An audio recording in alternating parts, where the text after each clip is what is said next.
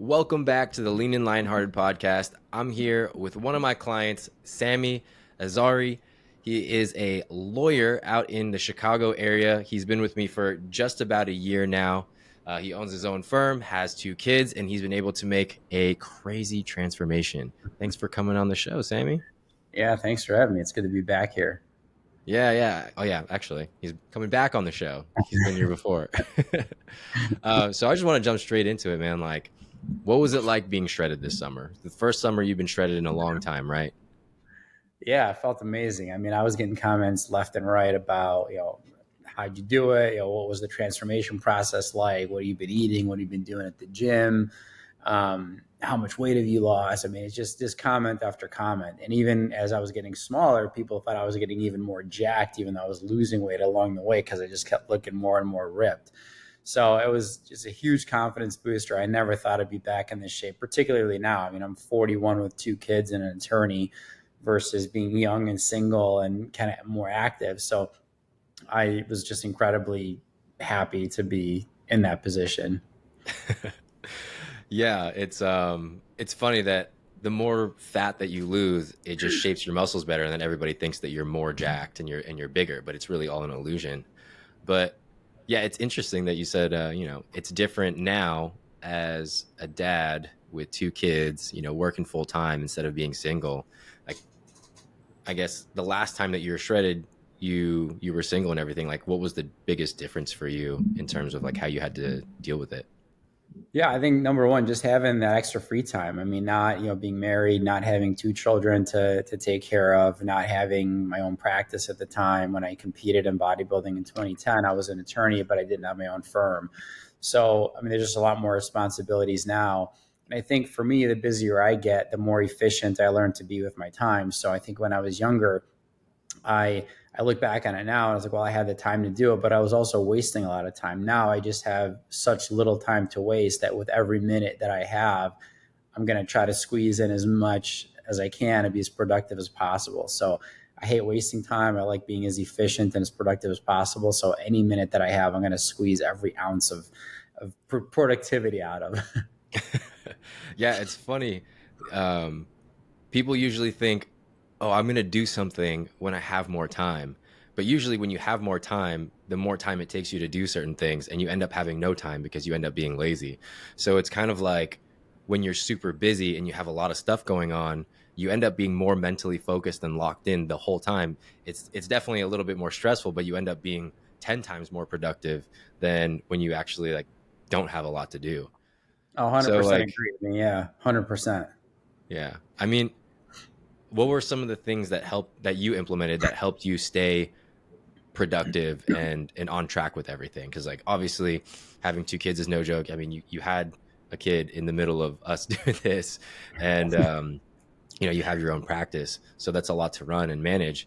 Like, what are some of the things that you do or implement to make sure that you're able to still work out and do everything?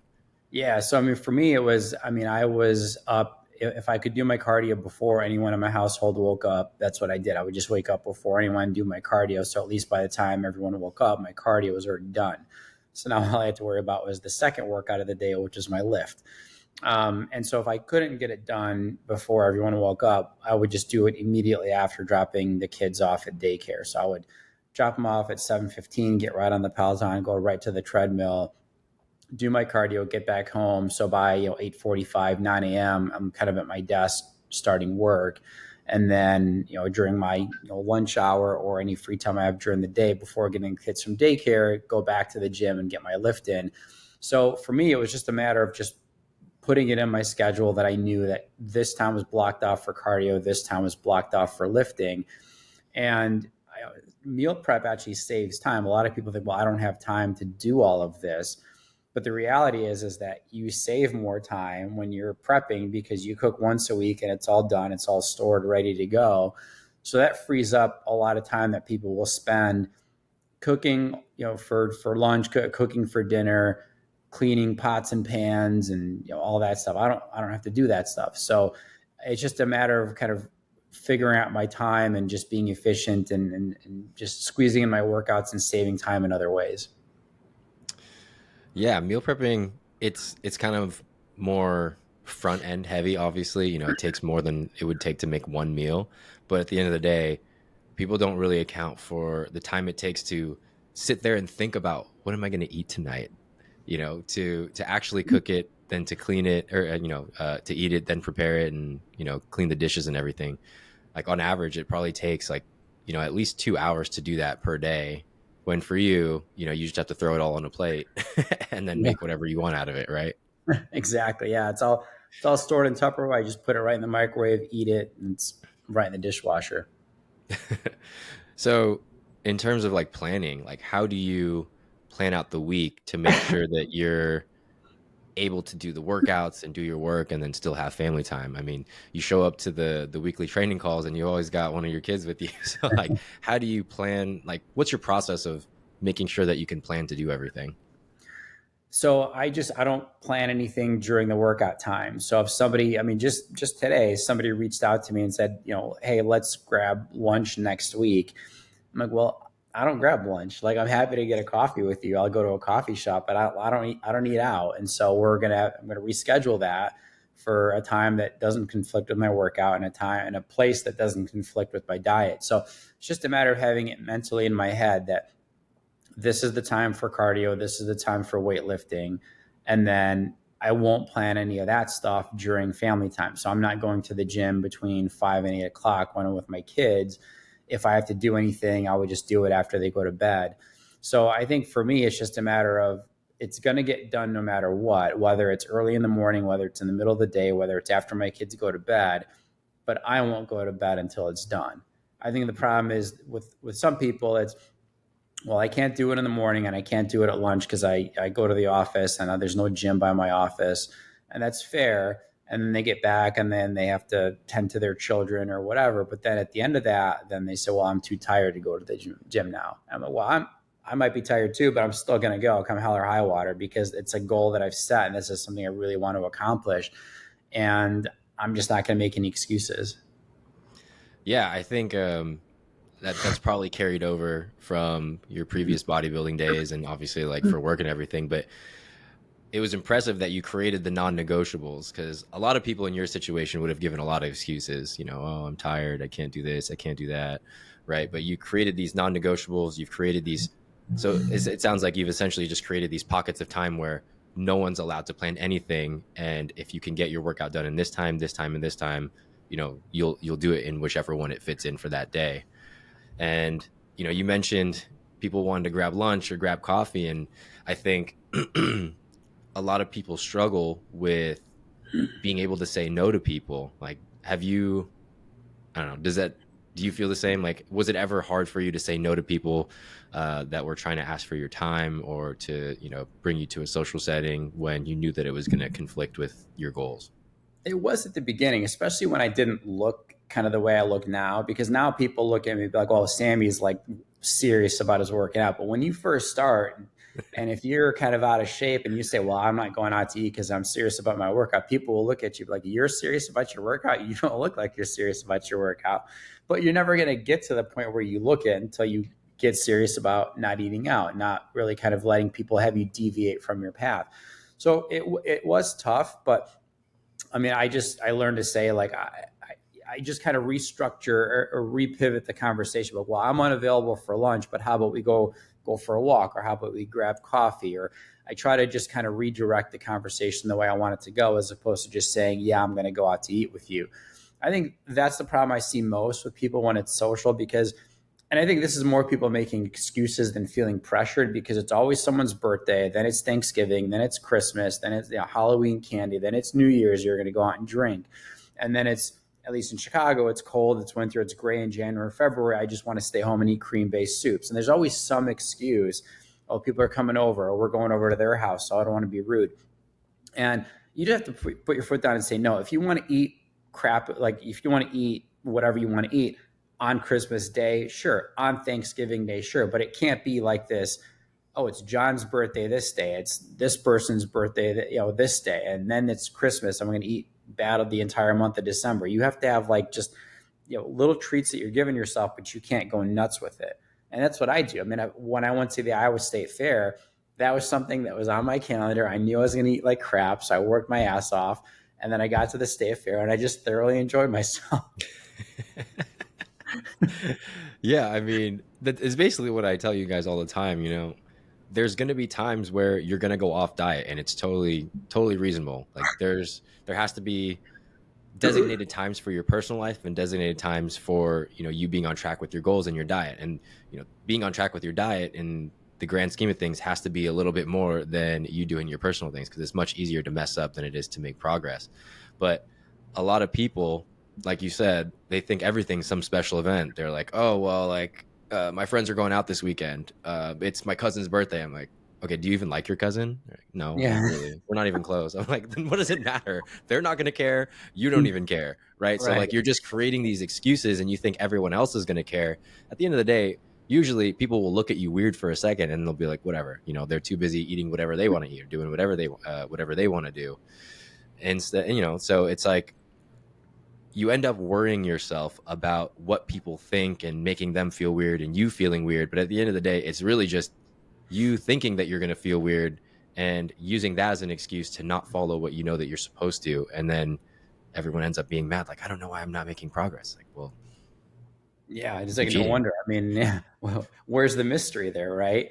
And yeah, for me, I just stopped caring. I mean, I bring my lunchbox. I mean, when we go over to like friend's house with their kids, and if we're going over for dinner, I will bring my lunchbox and I will heat my food up in their microwave, and they can order whatever they want, or they can. My wife and son will eat whatever they've cooked. But like I'm not, and they know that at this point. They know that I got. And sometimes they'll ask me, they say, I think I know the answer to this, but I baked a cake. Would you like a piece? I'll say, thank you, but I'm good.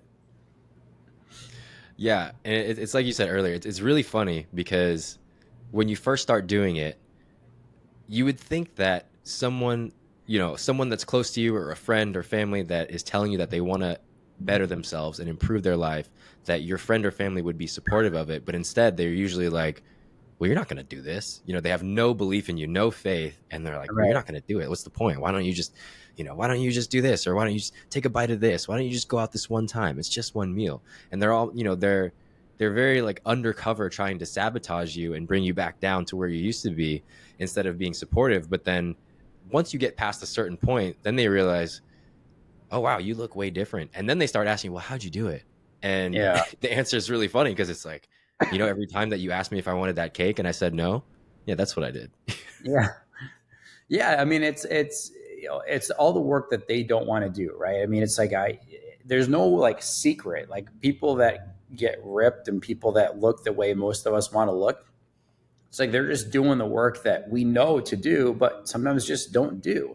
And, for the years that I wasn't at the gym and just was eating whatever I wanted to eat, I never made the excuse that like I just don't have the time, or I flat out didn't have the desire and I didn't want to do the work. And that's what I said. I'm like, after years of bodybuilding and weightlifting and weighing everything, I was like, I don't want to do this anymore. So when I wanted chicken nuggets, I ate chicken nuggets. I had French fries, I ate pizza, and I didn't work out. And it was nice to have that time back. But then I looked like I ate Big Macs and chicken nuggets. And so um, I got back in the gym when that desire came back to me, and like I wanted to be back in the gym, and that's how I was able to kind of really do it. So I think if you don't have that internal fire, it's hard to motivate yourself. I mean, I didn't want to be in the gym, and I stayed out of it for many years. Yeah, I mean, I actually like that you said that because it's a very important distinction that I think a lot of people don't catch. And it's like, if you don't actually want to do it, just be honest, right? Like, if you don't want to diet, if you don't want to work out, if you don't want to, like, you probably want to look a certain way, but if you just don't want to do those things, just kind of admit it to yourself. You're like, I don't really want to do it right now. But then also be ready for the consequence of not looking the way that you want to look. The disconnect is when people say, I want to lose weight, I want to be shredded, I want a six pack, and then they say, I don't want to change anything though. That makes no sense, as opposed to just saying like, hey, I want a six pack in the future. Right now, I know it's an excuse, I got a lot of stuff on my plate, whatever, I just don't feel like doing it right now. And that's cool too. Like, someday you'll probably be ready. But I think a lot of people force themselves to do something, or to try and get into fitness and diet and train and all this stuff when they really don't want to. They have no desire to. It just sounds nice, or they feel pressured to look a certain way, and it just ends up being a pretty horrible experience because you're forcing yourself to do something that you don't want to do, and nobody likes doing that. Right, exactly. And people need to be honest about what they like to do. I mean, so the reality is if you like running, like that's what you need to do. You need to run. And so you won't look like somebody that weightlifts because runners don't look like weightlifters. And so if you like basketball, play basketball, but don't have this desire to play basketball, but then want to, bench press 300 pounds, because those are two conflicting things. You're never going to bench press 300 pounds if you're playing basketball majority of the time. And if you're bench pressing 300, the reality is you're probably not going to be a very good basketball player. So people need to find something that they actually enjoy and just know that the results are going to comport with whatever it is they're doing. Like you're never going to be huge if you're a marathon runner. Yeah, it's actually funny. It's kind of like I always, I have this kind of thing where when someone tells me, or that they kind of have like this, they have this idea of what they want to look like, right? And then they say like, oh, I don't want to do this though. I don't want to do this though. I don't want to do this though. Right? And it's like, okay, well, if you want to look like this guy, right, with the six pack and he's like kind of jacked, he looks fit, what do you think he does? Right? And people will say what they think he does, right? Like he's like, oh, he probably eats good. He probably doesn't like binge on the weekends, and he probably doesn't drink too much, and he goes to the gym regularly. And then those are the exact things that they say they don't want to do. And you're just kind of like, well, if you think that guy has to do it, why wouldn't you think that you have to do it? You know what I mean? It makes no sense. And like, it just, I don't know, it just never hits people. But they're like, oh, well, I guess. But like, but yeah, but I still don't want to give anything up to Right. do this. And it's like, it doesn't work like that. You know, the world is the way that it is. You have to play the game by the rules. Like, you're It's, not it's making your own game. If you were that special, you would already know that you're that special. right. And it's borderline insulting too to think like, oh, you think you can get the results that like we have to work so hard for, but you could just do it just like that, eating what you want, working out whenever you feel like, not doing cardio when you don't want to, and you're just going to get the results anyway. Even though we're doing two a days and weighing everything and minimizing our calories and really kind of suffering along the way, but you don't have to do any of that. You're good. Yeah. Yeah, I mean that's basically what it was like when I was competing it as a bodybuilder, right? Like I turned pro when I was 25, which was pretty young, and everyone was just kind of like, "Oh, I want to turn pro too." I want to turn pro in two shows. I want to turn pro, this year. I just started bodybuilding. I want to win my overall the first time. And I'm like, it's kind of insulting that you think it's that easy. Like it doesn't just happen, Like Yeah. like there's people that it happens for, and they're pretty, genetically elite, but that's not normal, And so it's just funny that people think it's so easy to do something, but it's like if it was that easy, you'd have already done it, or you'd already look great.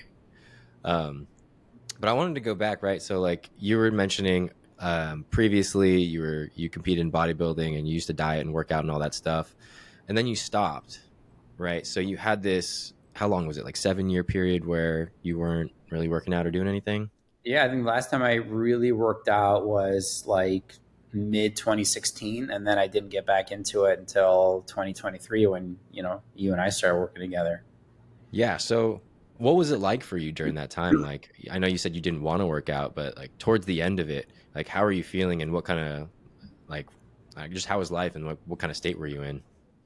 Yeah, I mean it was a lot different. I mean, people always 2016 and before, people would always kind of see me as the athletic weightlifter, kind of in shape guy. I always had a youthful look, and people think of me now as like I look younger than I actually am. And but it just changed. I was no longer getting that type of the compliments I was getting. People didn't view me as somebody that was athletic. I just looked like somebody that was chubby. Clothes didn't fit well anymore. I just lost my interest in like any type of apparel or attire. I didn't really care to like buy any clothes because I always told myself I'm not going to buy any clothes until I get the body that I want. And so I just had all these old clothes that was just kind of, ill fitting on me. Um, I just felt lethargic. I felt gross. I didn't feel like myself. I lost all my confidence. I guess swagger is a word that people use to describe what I had before. Um, I mean, I was in shape to the point where one of my old trainers would, if he was talking to a potential client while training me, he would kind of just go talk to them for a few minutes, and he would just yell, "Hey, Sammy, abs!" And I would just turn around, I'd lift up my shirt, and they would see the results, and they'd want to sign up with him. And so to like have that type of like power, I guess, and to like lose all of it and to go extreme the other way was just stark difference. I felt gross. I felt shitty. And I knew there was going to be a point where I just didn't want to do it, continue on that path anymore. And I knew that I didn't want to be that dad that couldn't play with his kids or just looked like an out of shape 40-some-year-old lawyer. I didn't want that. Yeah, I think a lot of people can relate to the part where you said, people used to look at me as like an athlete, and you had these expectations of yourself, you saw yourself in a certain way, and then all of a sudden, time flies and all of a sudden you let yourself go. Like I guess, was there a moment where you kind of realized like, wow, I'm really not who I used to be? Yeah, I was actually in 2022 when I was walking around with my son. He was on the stroller. He was a little over a year at that point, and I was down the street where my gym now is actually, and I just kind of saw my reflection on a window pane. Even though I'd seen myself in the mirror every day, but like for whatever reason, I was walking around and going to Starbucks to get a drink or something. And I looked at myself at the window pane. Then I was holding my son, so I saw him too. I was like, what have I become? I saw like my swollen face and my gut and everything. And keep in mind, I was seeing my gut even though I was wearing a hooded sweatshirt. So that's kind of how big I was and how noticeable this all was. And I just said, what have I become? So that day, I got a gym. I think I got a gym membership that day or the next day. And then that week, I went out and got all new workout clothes, just all new ones. Like, I'm going to get back in the gym, paid for the entire year for the gym membership, and then just went after it. And this is the year before you and I started working together. So that was just, I focused only on cardio. I just wanted to weigh less on the scale. So I went about it the wrong way. But 4 months later, I dropped 43 pounds. So at least I kind of got somewhat of a normal weight back. But the percentage of muscle to fat was still not where it needed to be by any stretch of the imagination. Yeah, I mean, looking at your before pictures, I can only imagine, the before pictures when we started working together. I'm curious what you used to look like. But so like at that point when you were, you saw your stomach through a hooded sweatshirt when you're walking around, like, do you feel like you not being in the shape that you want to be in and not still being that fit athletic version of yourself, like, do you think that negatively impacted people around you? 100%. I mean, I would say I wasn't as energetic. I wasn't as confident. I think I'm just kind of a happier, more confident person. I think I'm just more outgoing, more energetic than I was. I was just so lethargic. And 100%, I think people are sensing a difference night and day, not only just with me physically, mentally, emotionally. I'm sleeping better, just so many benefits from being in shape. And that extends to like my professional life too. I mean, people kind of, I think, view people that are in shape as like just being more on top of things, less sloppy. I look at people that maybe like have ill-fitting clothes or just don't look like they really care much. It might extend to other aspects of their life too. I think we all kind of make that judgment sometimes. So I think it's benefited me professionally as well. Oh, that's real. Yeah, I mean, you can kind of tell when someone's wearing a suit that fits versus when they're not wearing a suit that fits. Uh, so I mean, you you did just cardio, and I remember your diet was all crazy, right? You're eating like 1,200 calories and everything. Like, why did you do that? Why did you just eat 1,200 calories? Yeah, I think it was. I don't even know what I was thinking. I mean, it was just the stupidest thing. And so, yeah, I was like, I started doing a little bit of weightlifting, but the weight wasn't coming off as much as I would like. And I was like, you know what? Screw this. I'm just gonna go back to square one. Literally, just minimize the weight as much as I can, and then start bulking from there. And so all I did was cardio. I put the weights down. I was like, I'm just going to come do cardio. I'm going to eat very few calories. I'm just going to lose weight, lose weight, lose weight. And then I'll start all the way over with muscle building. I always thought I was pretty good at putting on muscle. And so I thought I can do that pretty quickly. But like I've struggled to lose weight for many years now, and I've been fat for many years. Like I just want to get rid of this at all costs. The problem is a lot of the weight that I lost, I probably wanted to keep. So I probably would have a lot more muscle now if I didn't do that. But that's the decision I made. It was a bad one, and I kind of wonder what things would be like if I didn't do that. Yeah, that's funny. I mean, I think most people can relate to how you felt in that moment, except most people just don't stick it through the way you you stuck it through. Most people decide like, "Hey, I want to lose weight," and then all of a sudden they're doing an hour of cardio and they're eating 1,200 calories. Except for most people, they'll last maybe a week or maybe a few weeks tops, and then they're like, "Nah, screw this, I'm over it." When they hit that plateau. But for you, you stuck through for quite a while, so you did lose a bunch of weight. I mean, you were going to lose weight regardless, but then you end up hitting that plateau and you still kept doing it, right? Yeah. So what happened was is I dropped the 43 pounds, and that then it was now it's October 1st. So I'm like, okay, now it's like kind of bulking season. So I kind of minimized the cardio, got back into the weight room. And then by the time next May or June rolled around, I'm back up to 198. So I went from 225 to 181. And then from May to like the following summer, when you and I started working together, I had gone from 181 to 198.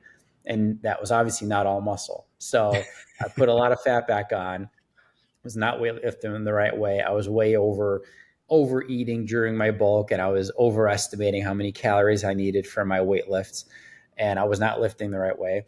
So you and I started working together. I was 198, but before I started working with you, I took the previous summer's diet to the extreme. So I was using, let's say, as an example, 93% lean ground turkey for lunch and dinner when I lost the 43 pounds. Now that this summer started, I went to 99% lean ground turkey for lunch and dinner. And then I also took out some other calories. So I was probably eating even less than what I was eating the previous summer. And that was not working at all. And so enter AJ. Yeah, I remember we got on the call and you were like, dude, I'm doing an hour of cardio. I'm crushing it on the cardio. I'm eating very low fat, 99% ground turkey and just vegetables. And I think you're eating like string cheese or something like that. And there was just not a lot in the diet. And I was calculating it and I was like, this guy's eating like maybe 1,000 calories. And usually when people say that, they're like, they're actually cheating on the weekends, but you're like, no, this is what I eat every single day. I was like, okay, I can see where we go wrong, right? Yeah. Like you're eating, like people kind of don't realize, once you take food away, your metabolism will adapt to what you're doing because your body doesn't want to starve to death, right? It doesn't want you to like undereat to death. So it's going to try and bring your metabolism down so that it kind of matches the level of food that you're eating. And when you're eating like very low amounts of food, that's where most people kind of die off because they're like, oh, I'm eating 1,200 calories. I'm doing an hour of cardio and nothing's happening. It's like, what's the point, right? I can't eat less than this. Um, so, like, what was it like for you when I said we're going to eat more food? And, what we were doing was obviously very different, I'm sure, from the bodybuilding diet that you were doing before. And it was definitely different than eating, 1,000 or 1,200 calories. Like, was it hard for you to, to trust that, or was it weird, or how was it for you? No, it was tough for sure because I was like, okay, we're going to increase the calories. But my rule was if I'm going to work with someone, I'm going to listen to what they have to say. I'm not one of those people that's going to not take that advice or hire someone and just do my own thing because then what's the point of hiring someone? Like I wouldn't want my clients doing that. I'm not going to do that to somebody else. So I'm like, all right, I'm going to go with this. It was very much against the grain and it was like, okay, I don't know if this is going to work, but I'm going to give it a shot. And then every week I was like, I need more calories. I lost a couple pounds, but I'm still so hungry. I need more calories. Then you increase the calories. I'm like, he's going up in the calories again. And then the weight just kept coming off and off and off. And you just kept going up and up and up with the calories. And I thought, this is fantastic. I'm eating more food and losing more weight. Yeah, I remember you were like, dude, like the weight just keeps falling off. Like, are we just gonna keep going up? I was like, well, it's gonna go down for now, but there is gonna be a point where we're gonna have to go back down. And so it's just kind of a hard distinction for people because there's kind of like multiple factors that are into play, right? Like if you are severely under eating, sometimes, I mean, for the most part, you're probably losing some fat, but your body's very stressed out. And so when your body's stressed out, it's going to hold water. And so when we increase those calories, we're essentially just reducing the stress. And then when your body's less stressed out, it will let go of some of that water weight. So you're basically seeing the work that you had already put in, but then people kind of mistake that for saying, oh, well, if I eat more, I'll just keep losing weight. And then they're like, well, let me just take that to the extreme and let me just eat like way more. And then all of a sudden, like you go from being in an extreme deficit to extreme surplus because your metabolism's still like, not on par with it, and then you start gaining fat real fast. And yeah, I mean, it was I was wondering if you would trust and listen to it, and I could just see your excitement every time we increase food. You're like, "This is crazy. This is magic." And I was like, I mean, I remember every check-in I had to say, "It's gonna stop soon. Don't think it's gonna go forever." Um, but like, yeah, your previous bodybuilding diet, like, I remember you saying it was very bro. It was like chicken breast and broccoli and brown rice and stuff like that, right? Yeah, very pro. Yeah, that's a pro way to put it. Yeah, it sucked. I mean, it was like cutting for the show and doing the and for the show. What I was doing during the cut was fasted cardio in the morning, and then at night doing your lift, and then cardio after the lift, and then eating that disgusting bro diet of like egg whites, broccoli, chicken, and then cutting out the protein shakes, and then sipping your water, doing the steam room or the sauna as the show is quickly approaching, and minimizing your sodium intake. And I'll never forget, which I'll never want to eat again, is no sodium Mrs. Dash. So I'll never want to ever touch that stuff. Yeah, back at that time, that was like all the rage for bodybuilders. They're like, no sodium. And yeah, I mean, so when you were explaining your old bodybuilding experience, I was like, yeah, that's pretty bro. So we're gonna do Yeah. things differently. And yeah, I mean, you were very adamant that you wanted to be shredded for summer, and I was very impressed because most people, even if I tell them, they're very short sighted. They're like, I just want to get to my goal, but they're not locked in for past the goal. And I that's something that I mentioned to you like a couple times. Don't just get to the goal and then let off the gas, because once you kind of mentally unlock, that's when all hell breaks loose, and then you're only shredded for a week, and then you gain a bunch of weight. But you were able to stay shredded all summer, and we've been increasing calorie. We had some of those trips like the Iowa State Fair and some, going to the water park and stuff like that, where, you had the weekends off and all that. So like, was it surprising to you, or how was it to be able to go on these vacations and, have a weekend out where you're having fun and doing whatever, and then, still be able to be shredded like the rest of the summer? Oh, it was amazing. I mean, and the thing is I had gotten my low body fat percentage. So I hit my goal for the summer was to be under 10%. And it was after my water park trip to Wisconsin Dells with my family that I did a body fat test and was my lowest weight and my lowest body fat percentage at 9.8. So it was so reassuring to like go on a vacation, come back and still not lose the progress and still be able to be dialed in. And then that made me really enjoy the Iowa State Fair because I felt like I deserved it. I hit my goal. I stuck with it. And then even after the Iowa State Fair, it's not like it's maybe a couple pounds difference from like several months ago. And I'm still pretty lean and feeling pretty good despite the calories are continuing to go up. So, hitting the goals makes it more enjoyable to like enjoy the downtimes. Yeah, yeah. I mean, like I was saying earlier, you have to be able to take care of your personal life and be able to know when to focus on your goals too. But for you, like, you're one of those type of people that I'll tell you to have a cheat meal. You're like, no, I don't want it.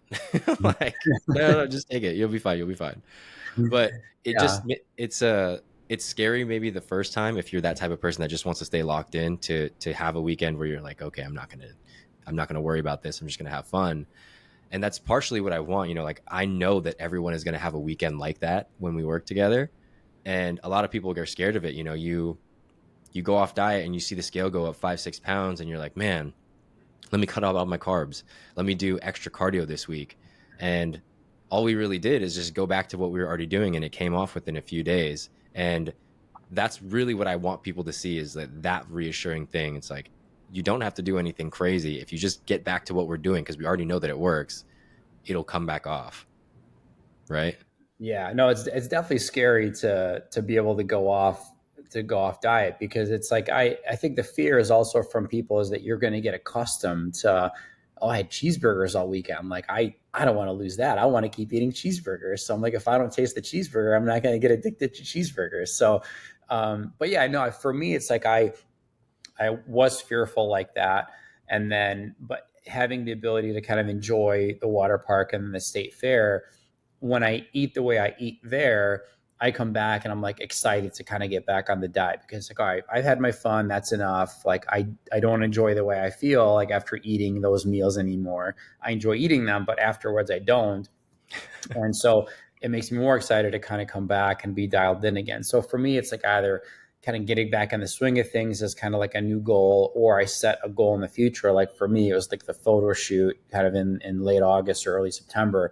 Um, Things that keep me motivated to continue hitting new goals or just keeping my goals. Yeah, I mean that's a big thing that will it's really important is just to have the long-term vision goals. Like one of the weekly trainings that we had, within the last few weeks is just having that big long-term vision and then creating these smaller goals along the way to keep you more invested.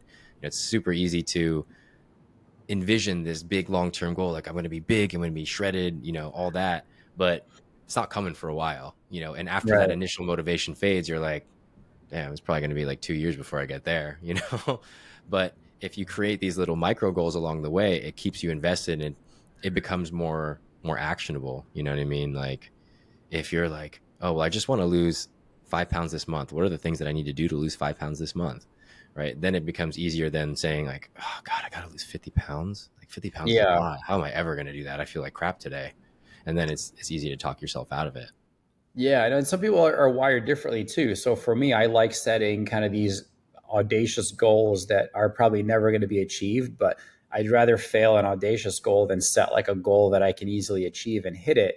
Because then I think in my head, well, if I set the goal of losing 2 pounds a month and I lost 2 pounds pretty easily, I'm like, well, I should have set it 3 because that would have driven me a little bit more. But some people, if they don't hit their goal, it's not very motivating for them. So I think people need to kind of be self-aware and set goals that are appropriate for them. But people need goals nonetheless, because without like having these particular numbers in my head, it wouldn't have driven me to kind of keep going.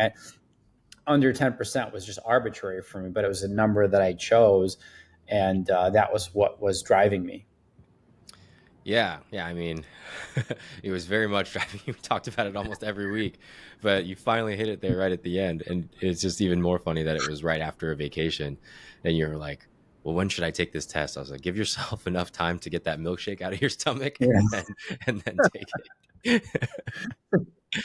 So, all right, you before, right? You're eating 1,200 calories, eating, doing hours of cardio, and you're 198. At the end, you're 163, and then now, a few months later, you're 166.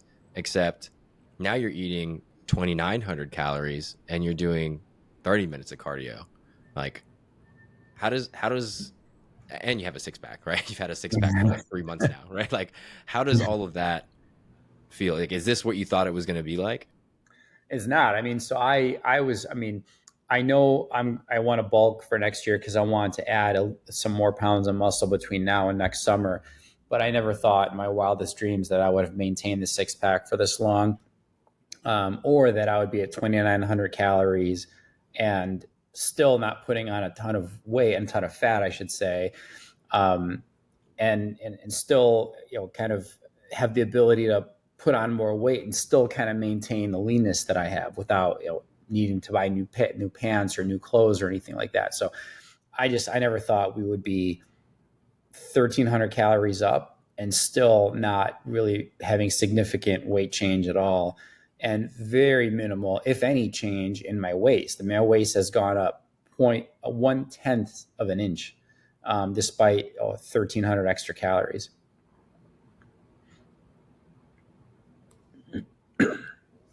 Oh, you froze there for a sec.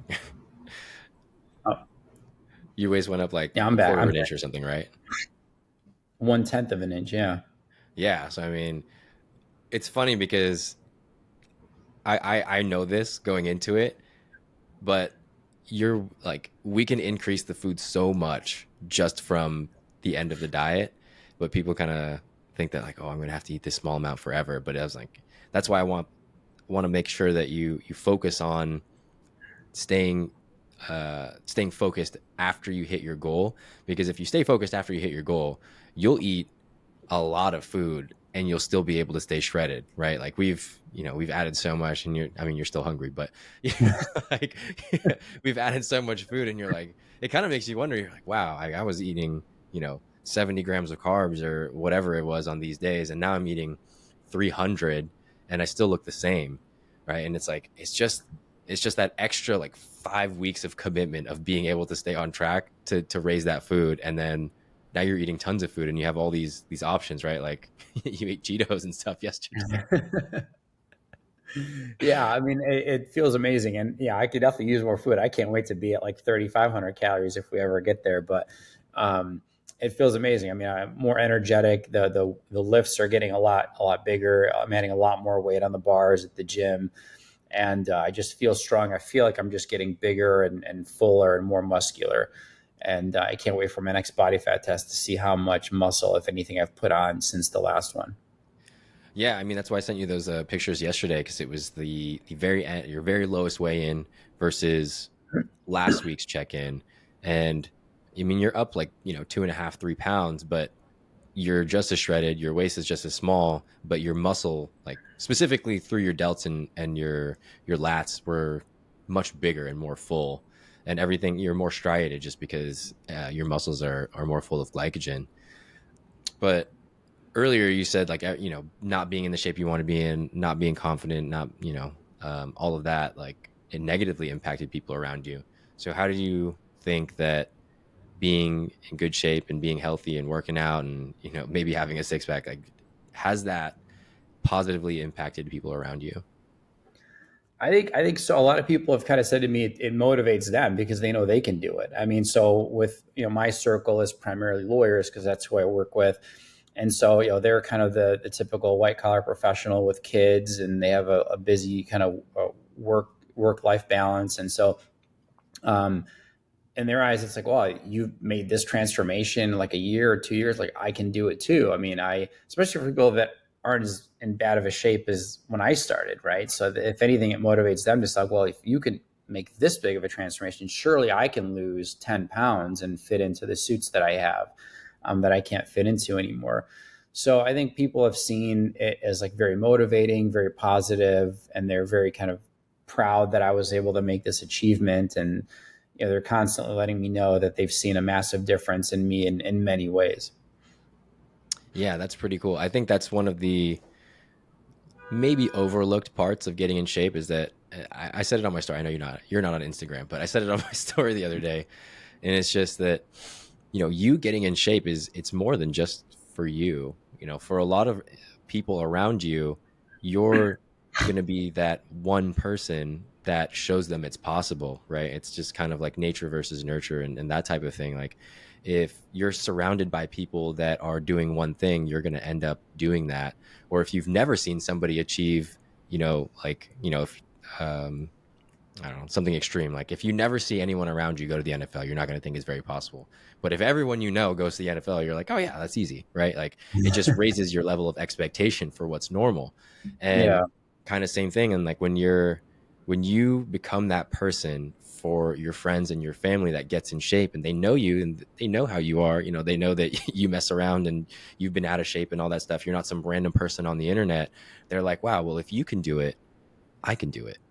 And if you dieting and getting in shape can spark that belief in the people that are around you to be more healthy, like that's huge.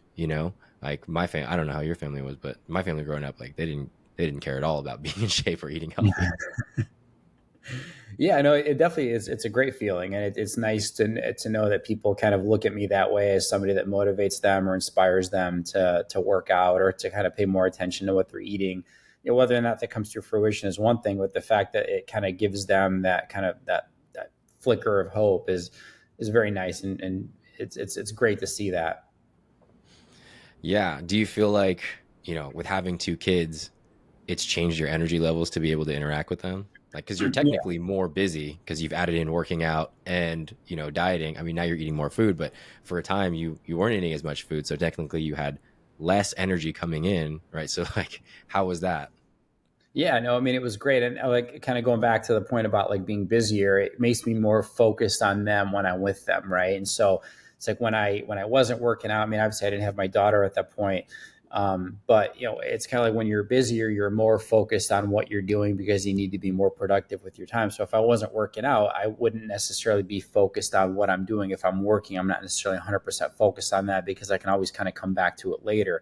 If I was with my son, I might have been thinking about work or some other things because I could come back and play with him later. But now it's like I can't necessarily do that because my time is a lot more limited. I'm at the gym quite a bit, and so I want to focus on exactly what I'm doing. So my time with my kids is like very focused, very kind of like I'm 100% committed to them. My time at the gym, I'm 100% committed to that. My time at work, I'm 100% committed to that. So it's just given me a lot more focus and clarity with what I'm doing because it's like I don't have the time to like push things or procrastinate. So Yeah, that is the funny thing. Like I was mentioning earlier, like if you have all day to do something, it's going to take you all day. And one thing I think a lot of people kind of never think about is that you can spend a lot of time with your kid, but that doesn't mean you're spending quality time with your kid. And so when you have these maybe smaller pockets, but you're 100% focused on them, like to me, I think that's worth more because I know a lot of people that have kids and they're with them all the time, but they're just sitting there on their phone, or they're just watching TV. It's like, yeah, you're with your kid, but you're not interacting with your kid. You're not doing anything. But then it's right. like when you're working out and you're being healthy and you're more in shape, like you actually like, especially if you're like coming back from the gym or something and you're all hyped up, you're like, well, let's go play. Let's go do something. Let's oh shoot, let's like interact together, right? And I think that the interaction is worth more than maybe like an extra hour, but you're not really doing anything with them. But I mean, Oh, maybe it's not, but 100%. to me it Yeah. is. Yeah, my favorite thing is I come back from the gym, I eat my food, and then my wife comes home from work. We immediately go down to daycare. We pick up the kids, take them right to the park, or we're there for like an hour, hour and a half with the other kids. And we're playing with them, we're interacting with them and the other kids, and we're running around, we're pushing them on the swings. And so I love that time. Oh, awesome. So you guys go to the park and everything out there. Yeah, yeah, pretty much every day. I mean, when the weather's nice, so we'll see what this winter holds. But we try to be there as much as possible to be active. Oh yeah. Were you guys going to the park before? Yeah, we were, and we didn't know as many of the daycare kids. So it was Oh. kind of last winter that I created this Slack group for all the daycare parents. We started communicating and planning events together. Now we all know each other. They come over here, we go over there, we meet at the park. So there's a lot more of a community now. So it's been great. Oh, that's awesome. Um, well, yeah. Now you're you're shredded. It's winter. You want to put on some muscle. Like, what's driving you at this point? Like, you've kind of reached the goal, or outside of competing, you've reached the goal that you set out for when we originally talked. Like, how has your goal grown? Like, is this something that you were always kind of thinking of? Like, I know you were like, maybe we'll do a show or something like that, but how has your goal evolved from the progress that you've seen so far? Yeah, so now it's like I mean, the goal was to be at 10% body fat next summer, and with maybe 5 to 6, maybe 7 pounds more muscle. Um, and so, but even that goal evolved, and so now I want to be at like 10% by June 1st of 2025, and then by July 1st, 2025, I want to look like I can step on stage. Like it's like I want to look like you could say, Sammy, if you sign up for a show right now, you would be in the top three in the middleweight category. And that would mean because then by all of July, even if I went off plan, I would still be shredded and back up to 10%, which isn't like show ripped, but it's still like summer ripped, right? So it just kind of gives me that motivation to kind of stay chiseled all summer from June through July and even into August and September like this year, but with a little bit more muscle mass. Yeah. So, can we expect you to go on stage next year? I don't know if I'm going to be as big as I want to be by next year. So my goal is to compete in the summer following, so June or July 2026. But if there is a show that I think I can get into, maybe I will. Maybe like in August or September or something. But um, yeah, I mean, I'd love to compete again. Ah, so we're gonna see the bodybuilding lawyer. Hashtag shredded lawyer, right? We're gonna have to make you shirts. um, Well, yeah, man. I mean, what would you tell to someone who's maybe watching this right now and they're unsure about taking the next step and getting some help with their fitness? Just do it. I mean, it's your health, you know. It's when it's funny when I was buying a mattress, somebody said, don't skimp on your mattress. You spend a third of your life on it. I was like, that's a good point. Like, why skimp on something that you use so frequently, right? And so, I mean, your health is even more than that. Like, it's your health. It's crucial. It's important to many aspects of your life. It's not important just to you, but to the people around you. And so, why wouldn't you make it a priority? It doesn't have to be the same way that I'm making it a priority in the sense that I'm lifting and doing kind of low intensity, steady state cardio. Um, but it could be that you just play pickleball regularly, or you play basketball regularly, or you run, or you do yoga, or something that is just committed to your health that you can do with regularity that you actually enjoy, that you'll stick with it. So the goal is to find something that's right for you, but you just have to get out and do it. I mean, everyone has something that they should enjoy when it comes to fitness, right? There's no one out there that I wouldn't believe anyone that says, well, I just don't enjoy anything working out, whether it's cardio, whether it's lifting. It's like people enjoy something. You either enjoy running, you enjoy cycling, you enjoy sports. You have to. I mean, that's just crazy to not, right? So just get out and do something. Awesome, man. Well, do you have any last words for the people? Just say get after it. If you're going to do it, just get after it. All right. Thanks for coming back on. Thanks for having me.